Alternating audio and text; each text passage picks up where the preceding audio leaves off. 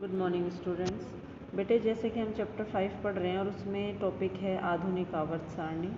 Henry Mosle ने ये दी थी और इसके आवर्त सारणी के जब ज़्यादा मेंडलीफ को माना जाता है क्योंकि उन्होंने काफ़ी हद तक तत्वों को वर्गीकृत करने में जो है सफलता हासिल कर ली थी, लेकिन उसमें भी थोड़ी कमियां थी।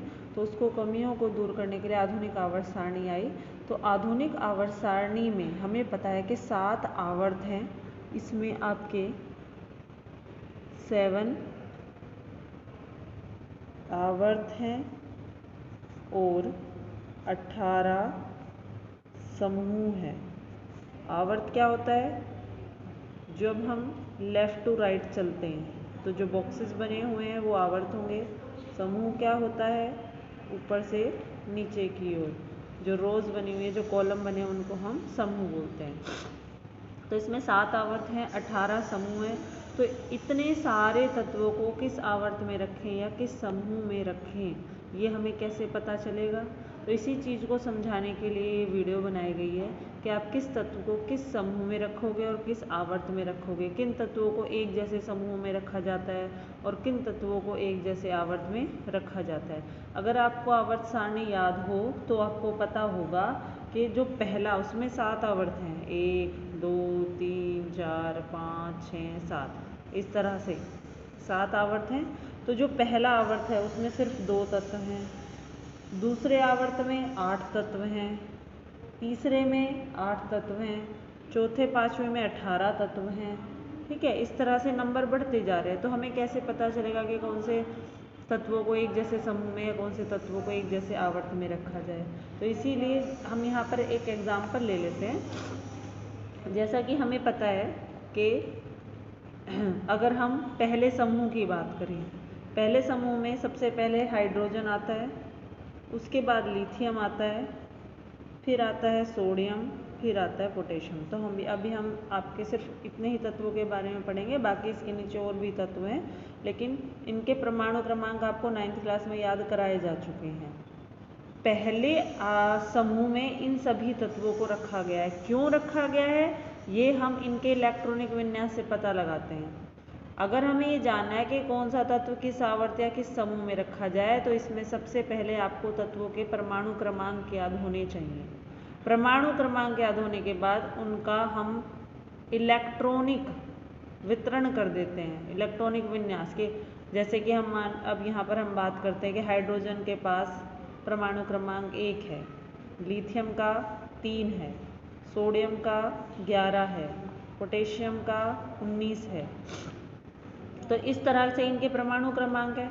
अब इन परमाणु क्रमांक का मतलब इनके पास इतने ही इलेक्ट्रॉन है। हाइड्रोजन के पास 1 इलेक्ट्रॉन है, लिथियम के पास 3 इलेक्ट्रॉन है, सोडियम के पास 11 है और पोटेशियम के पास 19 है। इन इलेक्ट्रॉनों को हम अलग अलग कक्षाओं में बांटते हैं। तो एक ही इलेक्ट्रॉन है, वो पहली कक्षा में आ गया। लिथियम के पास 3 इलेक्ट्रॉन है, पहली कक्षा में 2 से ज़्यादा नहीं रहते, जो बचा हुआ है वो दूसरी कक्षा में चला जाएगा। सोडियम के पास 11 इलेक्ट्रॉन है, तो हमें अभी अभी मैंने बताया और ये 9th में आप पढ़ के आ चुके हो, पहली कक्षा में 2 से ज़्यादा इलेक्ट्रॉन नहीं हो सकते, दूसरी कक्षा में 8 से ज़्यादा इलेक्ट्रॉन नहीं हो सकते। कितने हो गए? 8 और 2 10, 10 इलेक्ट्रॉन हो चुके। कितने बचे? सिर्फ 1, तो वो तीसरी कक्षा में चला जाएगा। पोटेशियम है, पोटेशियम के पास 19 इलेक्ट्रॉन है, इन 19 को भी बांट देते हैं। पहली कक्षा में 2, दूसरी में 8, 10 हो गए, तीसरी में भी 8, 18 हो गए, जो बचा है वो चौथी कक्षा में चला जाएगा। तो इस तरह से अब आप अगर आप इसको देखो, मैंने पहले समूह के इन तत्वों का इलेक्ट्रॉनिक विन्यास लिखा है। अगर आप ध्यान दो तो इन सभी का सबसे जो बाहरी कक्ष है, सबसे बाहरी जो कोश है, उनमें एक जैसे इलेक्ट्रॉन हैं, 1 1 1 1। इसीलिए इन सभी को एक ही ग्रुप में रखा गया है, इसीलिए इन सभी का समूह 1 है।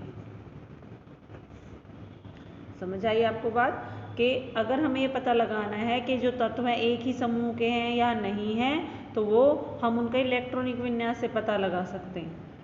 उनके बाहरी कक्षा में अगर एक जैसे इलेक्ट्रॉन हैं तो इसका मतलब उनका समूह भी 1 होगा।